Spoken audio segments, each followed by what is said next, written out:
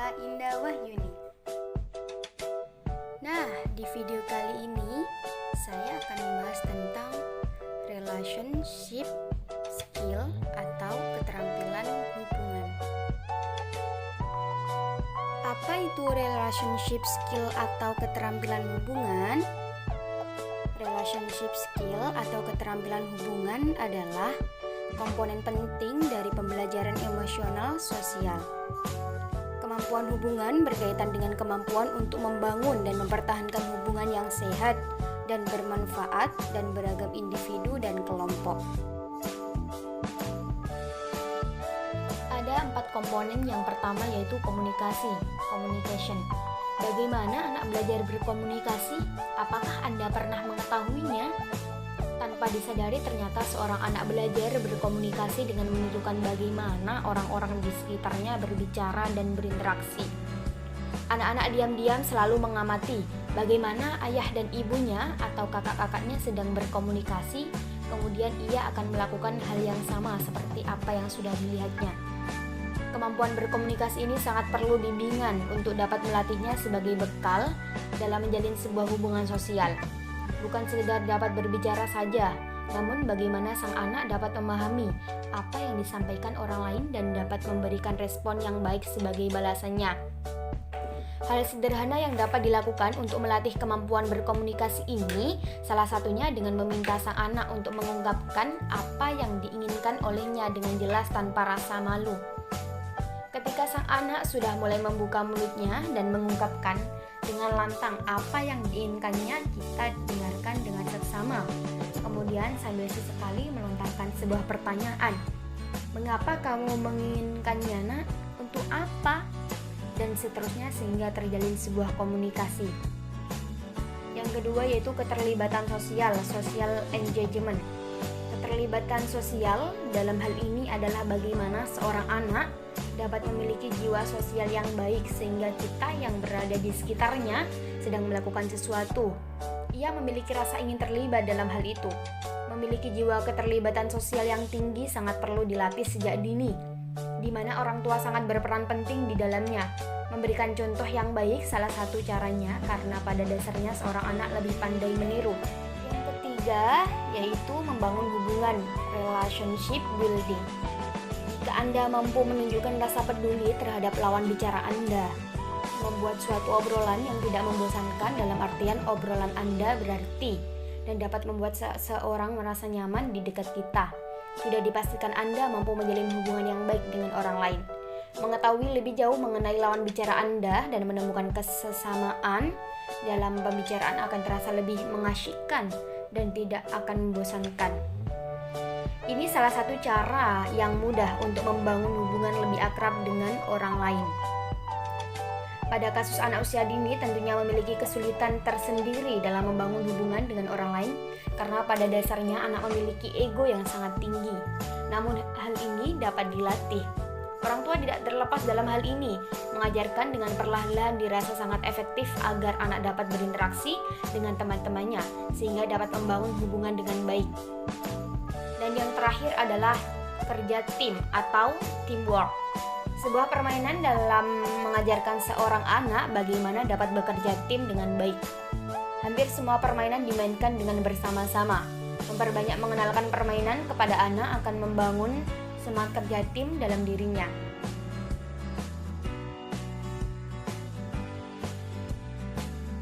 Cara untuk meningkatkan keterampilan hubungan anak yaitu yang pertama berkomunikasi dengan jelas. Komunikasi yang efektif membutuhkan penggunaan keterampilan verbal dan nonverbal untuk mengekspresikan diri. Jadi berkomunikasi yang jelas itu adalah bagaimana seorang anak menggunakan bahasa, kosakata dan suara yang jelas agar lawan bicaranya itu bisa mengerti dan komunikasinya saling menyambung. Bukan hanya itu aja, perlu juga ekspresi mimik wajah dan gerak tubuh. Yang kedua yaitu dengarkan dengan baik.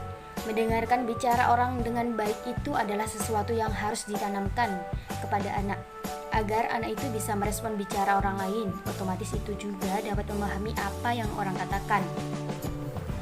Yang ketiga yaitu kontak mata yang tepat.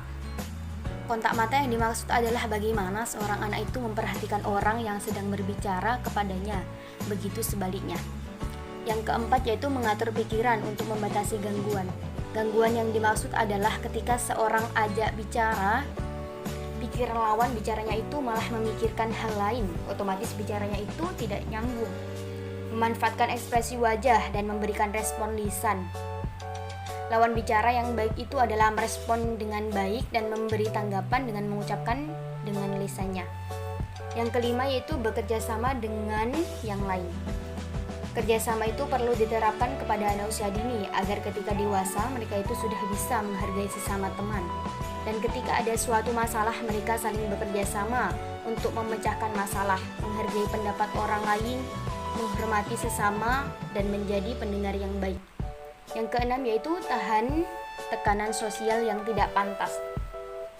Keterampilan manajemen diri yang kuat dapat membantu siswa untuk berkomunikasi dan berkomitmen pada keputusan mereka untuk tidak terlibat dalam perilaku yang diinginkan, tidak aman, tidak etis. Jenis perilaku ini bagaimana seorang itu bisa mengontrol dirinya untuk selalu bersikap baik. Yang ketujuh yaitu mencari dan menawarkan bantuan ketika dibutuhkan. Dalam konteks siswa harus didorong untuk memeriksa pemahaman mereka dalam situasi akademik dan sosial. Apabila teman kita mengalami kesulitan dan dia itu meminta bantuan kita untuk meminta pendapat kita itu harus membantunya. Ketika mau membantunya, kita itu menjelaskannya dengan baik. Bagi siswa dan pendidik, menilai apakah pantas atau tidak untuk menawarkan bantuan adalah keterampilan yang rumit juga. Tempat, nada, dan respon adalah semua faktor dalam menawarkan dukungan yang bermanfaat. Faktanya, semakin banyak penelitian yang menunjukkan bahwa menggabungkan kompetensi social emotional learning ke dalam pengajaran dapat menghasilkan peningkatan keterampilan sosial dan emosional, sikap, perilaku, dan kinerja akademik. Keterampilan hubungan ini sangat baik diterapkan di kelas, karena di dalam kelas anak itu saling berinteraksi satu sama lain. Dari saling berinteraksi dan pasti akan mengalami konflik, dan di konflik ini anak diminta untuk menyelesaikannya. Yang pertama yaitu ajarkan keterampilan hubungan, di mana keterampilan itu adalah keterampilan interpersonal adalah bagian penting dari perkembangan siswa. Yang kedua yaitu meningkatkan harga diri dan percaya diri. Seorang pengasuh memberikan stimulus yang baik agar anak itu tidak minder dengan teman-temannya. Yang ketiga yaitu membantu siswa saling membantu. Mengajarkan kepada peserta didik untuk saling membantu sesama teman sebayanya atau sesama manusia. Yang keempat yaitu membantu siswa berinteraksi dengan orang dewasa.